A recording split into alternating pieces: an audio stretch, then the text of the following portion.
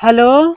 हाँ, भारत के कोयला मंत्रालय से कोयल बोलल जाता। हाँ हाँ बोलो, मैं ही बोल रहा हूँ। अरे नमस्कार साहब, हम कीरा बोलत हई। हाँ कीरा बोलो, कैसे याद कर लिया भाई? साहब ही कहत हई कि जैसे हमारे गाँव में बड़ा ढेर कोयला बा हो, तो हम बेचल चाहती कुछ कोयला तो खरीद लियल जात। तुम्हारे गांव में कोयला? और कितना होगा? अरे बहुत ढेर बा। ई समझ लियल जाए एक ट्राली तो हमरा ही होई, और राती में आवल जाई ट्रक लेके, 2 ट्रक ले आवल जी। हम बा गाँव में मतलब चोरी सब बेचत हई, हमें पैसा की जरूरत बा, तो सब उठवा ले जाइली, केहू बुझ ना पाए, आपका नाम ना आई। अरे यार फंसवाओगे क्या?